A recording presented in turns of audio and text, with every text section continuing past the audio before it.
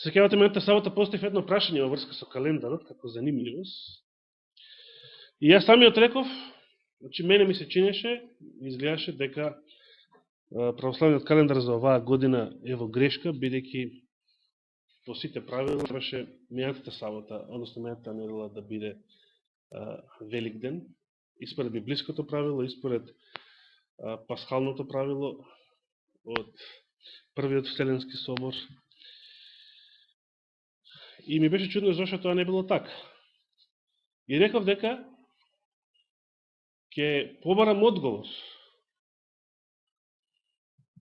Претежно мислев на интернет да го побарам од православни свештеници и учители да ми го објаснат тоа.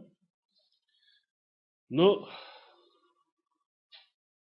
кај ќе побараш кога се случи чудото во Свети Димитри и немаш време да прашаш ништо друго. Навистина, оваа седмица помина во едно невообичаено расположение, така да речем, на македонската јавност. Првпат во Македонија се случи, според зборовите на еден православен верник, поточно верничка беше, чудо од латиноамерикански тип.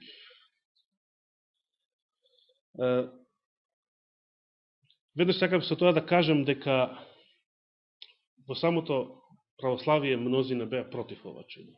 Православни верници беа против ова чудо, бидејќи самото православие е поделено во однос на признавањето или непризнавањето на МПЦ.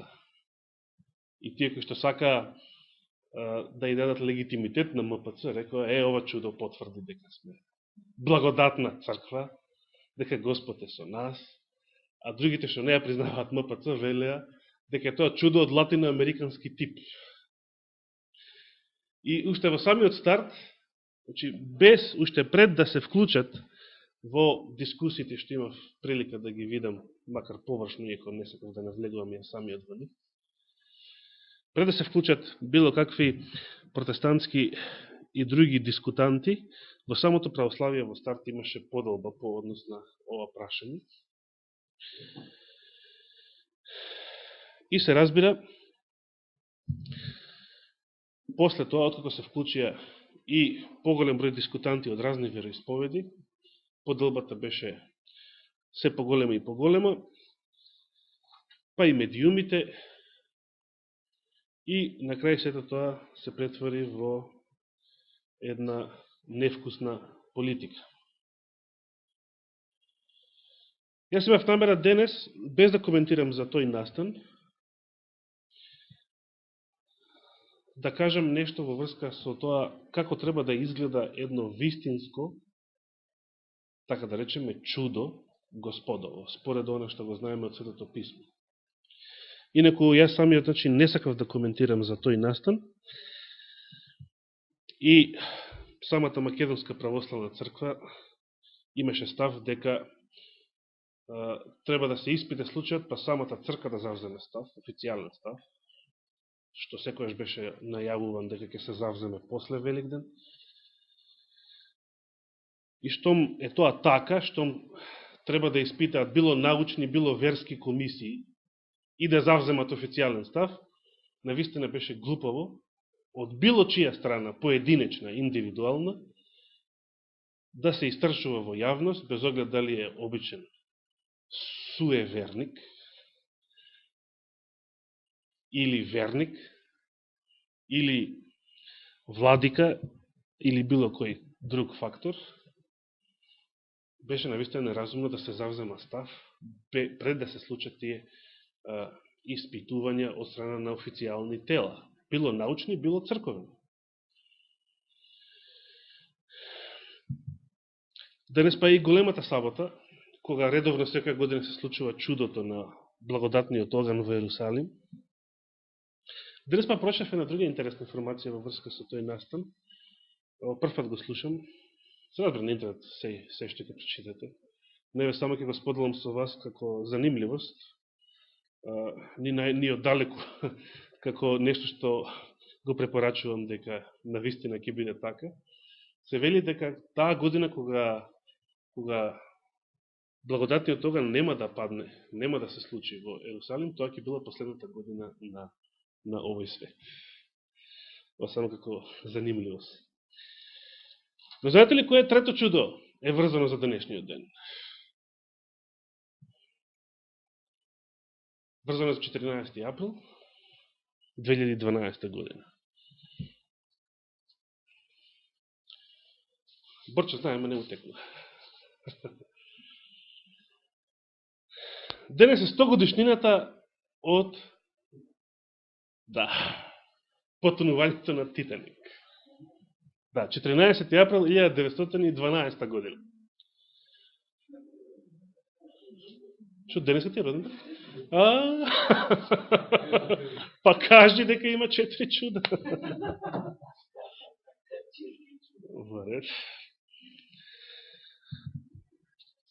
Дали самото раѓање нечие е чудо? Што мисли? Се разбира дека е. И сега, како е можно доаѓа едно бебе на свет, чии што благодарение на денешна технологија комплицирани, сложени органи уште во првите неколку седмици од зачнувањето се формираат и може да се гледаат. И како тоа совршено функционира, освен таму кај што гревот направил проблем и во генетскиот код, во тој софтвер, според таа генетска програма. И да дојде такво нешто на свет, и сега тоа да не биде чудо. Тоа да биде производ на некој случај. На случајна интеракција на молекули, атоми, хемиски реакции и така натаму. Се разбира, најголемото чудо е, значи самото создавање, самото раѓање е најголемото чудо. Значи, секојдневно се случуваат чуда. Колку луѓе се раѓаат во светот секојдневно? Ја не знам сега најновата статистика по ова прашање. Значи, толку многу чуда се случуваат секој ден. Секој обичен ден. Но зашто луѓето не реагираат за тоа нешто како чудо? И конкретно еве една добра занимливост која што јас ја споделив на Facebook пред неколку дена. Кога научниците вели би откриле на Марс или на некоја друга планета само една клетка, жива клетка. Тие со воодушевеност би изјавиле дека откриле живот на некоја друга планета. Само една клетка да се открие на Марс, тие би рекле на Марс најдовме живот. Би рекле или не би рекле? А една обична клетка е многу сложен организам. Тогаш, прашањето продолжува и понатаму и вели, тогаш зошто една обична клетка во утробата на една жена не ја нарекуваат живот?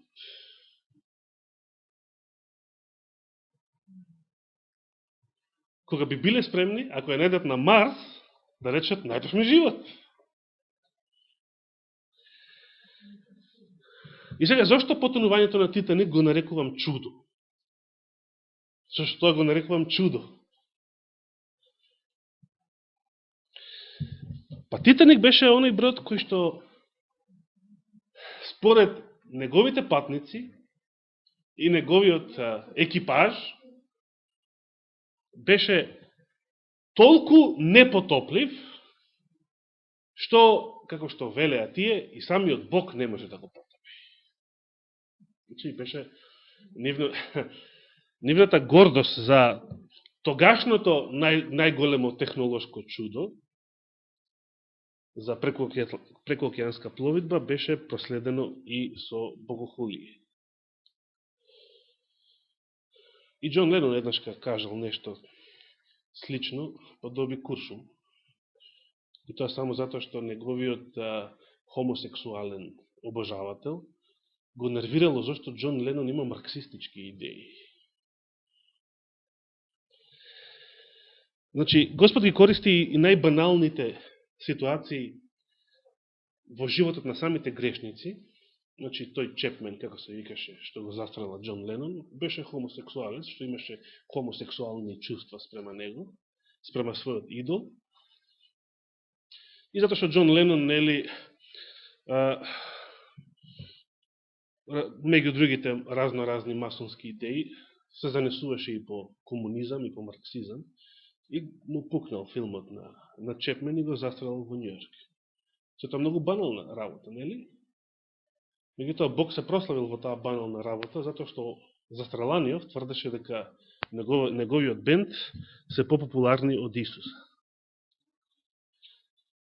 На Титаник се тврдело дека самиот Бог не може да го потопи тој брод. Што значи, ако Титаник потонал на денешен ден пред 100 години, тоа било чудо. Зарем не е чудо? Страшно чудо, да. И се разбира, за оние кои што се родиле во втората половина на 20. век и подоцна, само да подсетиме дека пред 100 години на Титаник не постоеше ниту Леонардо Ди Каприо, ниту некој друг јунак, кој што ќе ги спасува безбожниците од последиците на своето богохулие. Едноставно историјата не треба да ја учиме од филмови, туку од фактите кои што ни стојат на располагање. Кога читаме во Светото писмо за разноразни чуда, забележуваме дека како прво Библијата навистина зборува за многу чуда. Само во Евангелијата, но и во Стариот Завет има еден куп чуда. Луѓето што подразбираат под чудо, кога се рече чудо? Подразбираат некој невообичаен настан.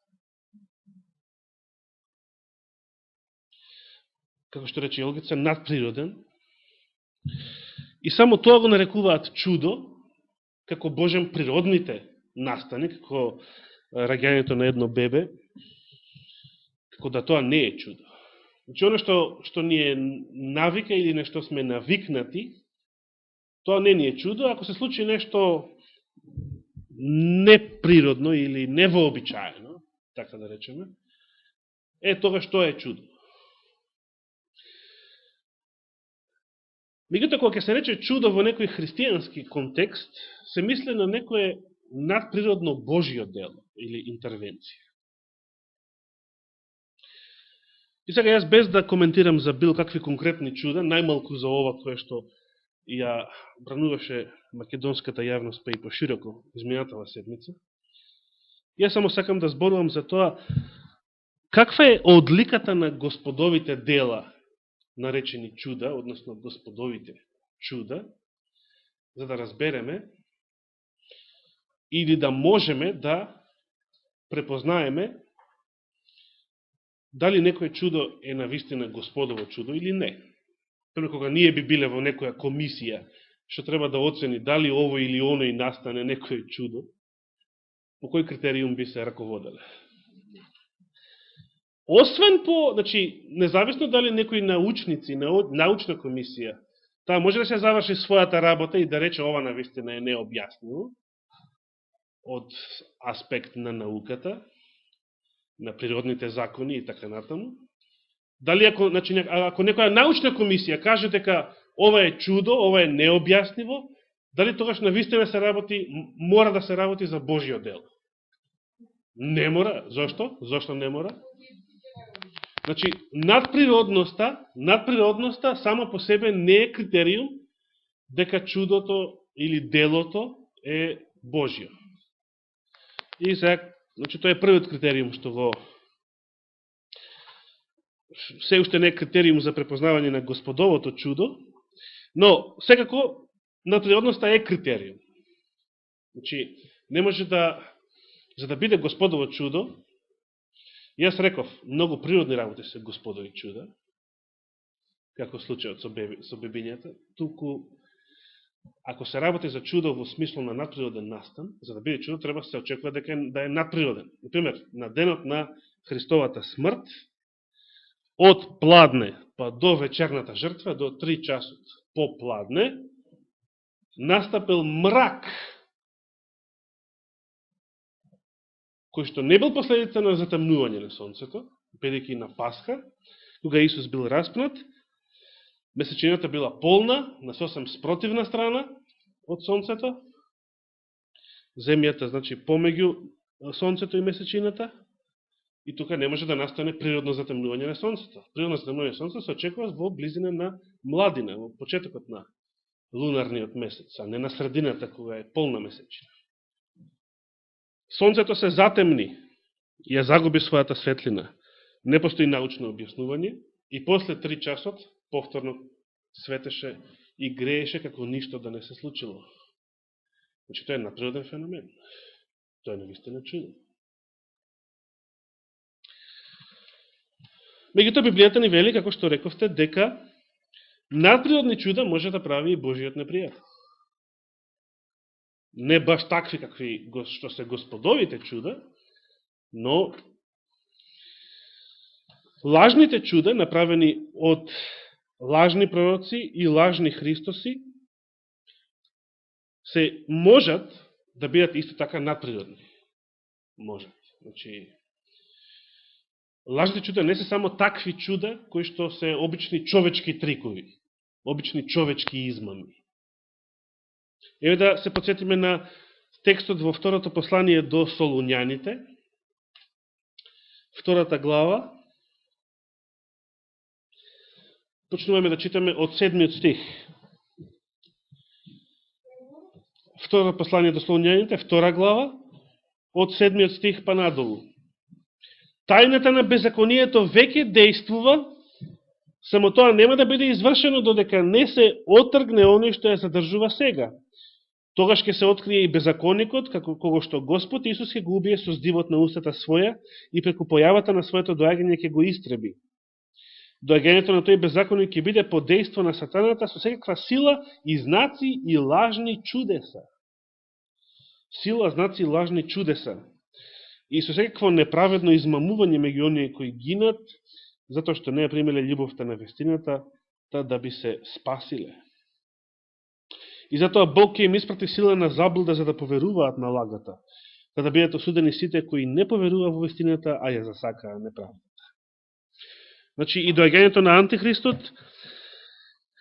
кој што ќе се случи според дејството на сатаната, ќе биде пропратено со секаква сила и знаци и лажни чудеса. Христовите чуда, за кои што зборуваат 4 евангелија, апостол Јован ги нарекува знаци. Значи, тој е библиски поим. Некое Господово надприродно дело, пример претворањето на водата во вино, на свадбата во Кана Галилејска, во Јован 2 глава, апостол Јован го нарекува знак. Тоа беше првиот знак, сака да каже, првото чудо, што Исус го направи во својата јавна служба. Но ќе има такви лажни чуда, односно знаци, и тоа со секаква сила од страна на сатаната и од страна на неговите слуги. Се сеќаваме и на уште при излегувањето на еврејскиот народ од Египет, лажните чуда што ги правеа магесниците или волшебниците од Египет. Наспроти, како еден вид контрирање на Господовите чуда, што Господ ги правил преку Мојсеј. И што се случи кога во еден момент не можеа, кога овие магесници не можеа да парираат на Господовите чуда. Тогаш тие самите рекоа, ова е Божи прст. Со други зборови, присуствува на тој настан, за кој што можете да читате во првите глави од втората книга Мојсеева, можеме да кажеме дека едно чудо, како надприроден знак, е од Господа или Божјо чудо, ако е од таква природа што сатаната или било кое создание не може да го имитира.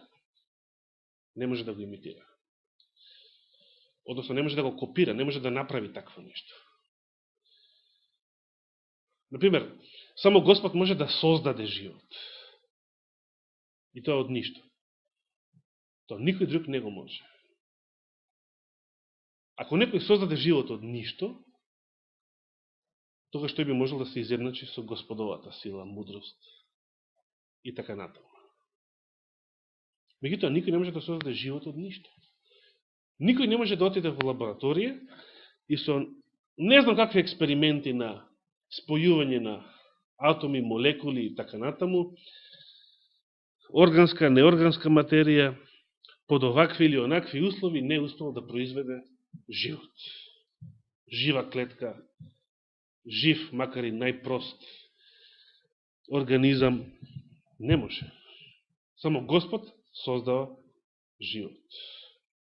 Сатаната или било која друга надчовечка интелигенција на создадено суштество не може да направи такво нешто.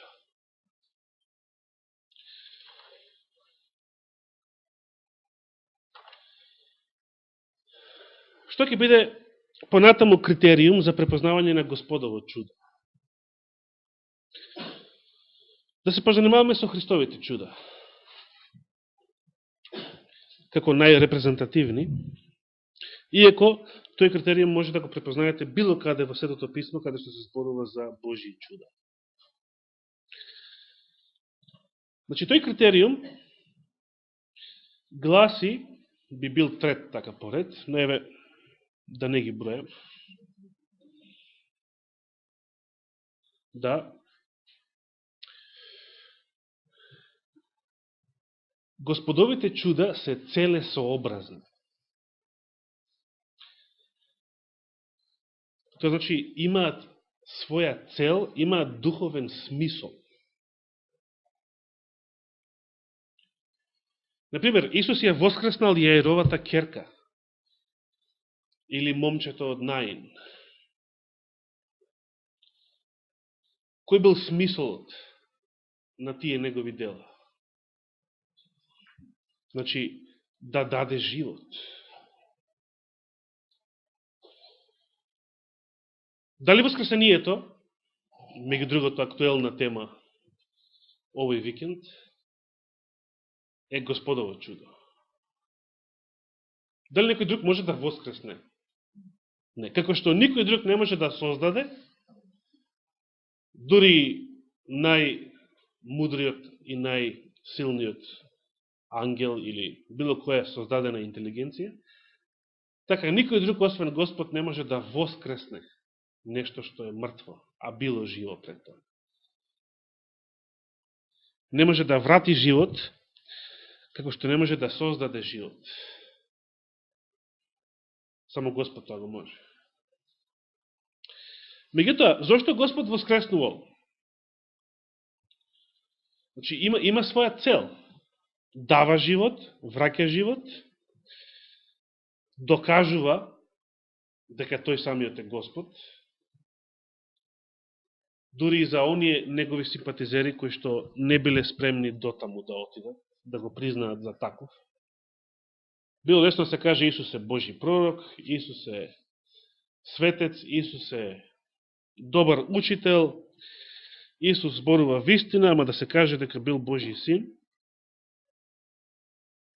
Некој што за себе вели јас сум, тоа било премногу за евреите, но било премногу и за мнозина негови симпатизери, за мнозина негови следбеници. Значи, едно Господово дело треба да е целесообразно, треба да има јасно дефиниран смисол. Не може нешто да се случи што ќе предизвика интерес, сензација, љубопитност, а не е јасно која е пораката на сето тоа, зошто тоа се случува, и не е јасно кој тоа го прави, како прво. Значи, истакнувајќи ги овие критериуми, дека само Господ е тој, значи, Божите чуда се такви што само Господ може да ги направи, Со тоа сакаме да го препознаеме они што стои зад нив, зад нивните дела. Секојаш кога Исус правил вакви дела, се знаело дека тој ги прави. Значи, не се случило некакво мистериозно воскресение на Јаировата керка, па да не се знае и како се случило ова. Се знаело дека Исус тоа го направил, или Лазаровото воскресение, Исус се молил на својот отец и Лазар излегува на негова заповед од гробот. Значи, Господ не прави чуда во тајност, па да не се знае кој тоа го направил, како тоа се случило, и да мора сега луѓето да истражуваат зошто и како тоа се случило. И на крај, значи, да постои можноста да се отиде, да се забега во погрешни насоки и да се донесат погрешни заклучици. Господовите чуда се јасни. Тоа може да биде четврти критериум. Јасни. Се знае дека тој ги направил. Во негово име се направени. Неговата сила се манифестира јавно. Дури при создавањето на овој свет, кога не постоел никој жив човек од оваа планета, сепак Господ и тоа дело го правил пред очите на милиарди создадени суштества кои што тоа го наблюдувале. Господ никогаш ништо не прави нешто тајно, мистериозно, без тоа да им го објави на луѓето, на создадените суштества, на неговиот народ. Тој никогаш не се крие. Например, направив нешто, чудо, и сега вие чудете се. Како тоа се случило, кој тоа го направил, и обидете се да дознаете, да ме откриете дали јас го направив. За жал, настанот од Свети Димитрije е таков.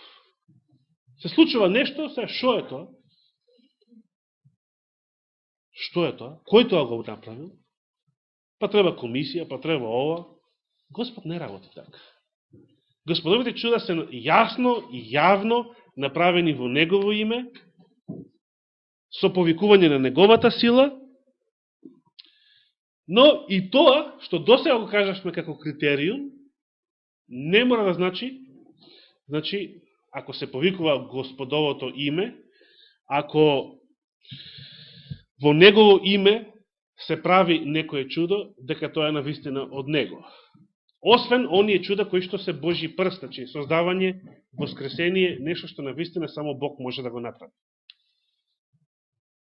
За помали чуда од овие, самото повикување на Божиото име не е гаранција дека чудото е од Него. Зошто? Бидејќи и демоните може да го направат, дури и кога се работи за надприродни настани. Кога зборував лани за 20 годишнината од моето прво читање на Новиот Завет, на 17 годишна возраст, не знам дали споменав тогаш, но еве сега ќе споменам. Оно што прв пат, значи тогаш споменав дека мојата вера се роди кога го читав, значи почев од Матеј, од почеток на Новиот Завет, и кога стигнав во 24 глава, тогаш поверував. Значи, пред тоа ми се допагаше многу тоа што го читав. Но дури до 24 глава, значи, иеко ми се допагаше, иеко го сакав, иеко ме воодушевуваше, дури тогаш поверував.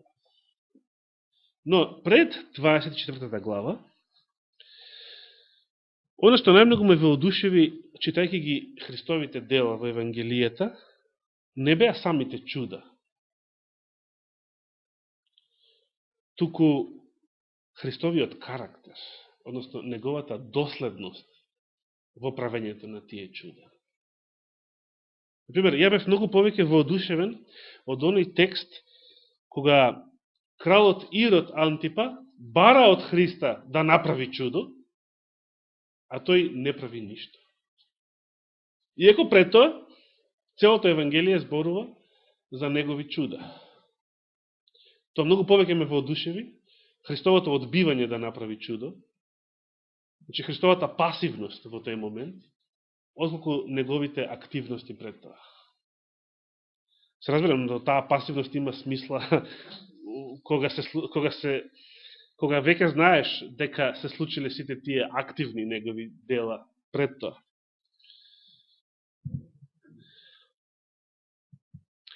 Христовиот карактер, значи тој никогаш не прави чуда, Господ никогаш не прави нешто само за да предизвика сензација и еуфорија. Тоа може да влезе и во делот на целесообразност на чудата.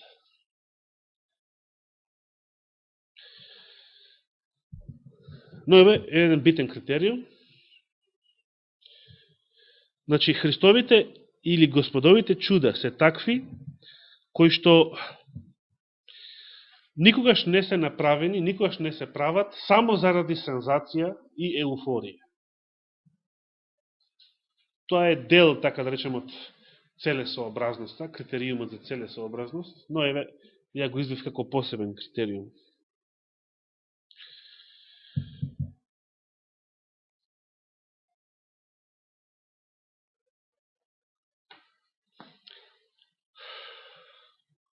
Примерот со Ират Антипа е таков случај. Зошто Исус одбил да направи чудо во случајот со Ират Антипа? Зошто Исус не правил чуда кога бил во Пилатовата судница?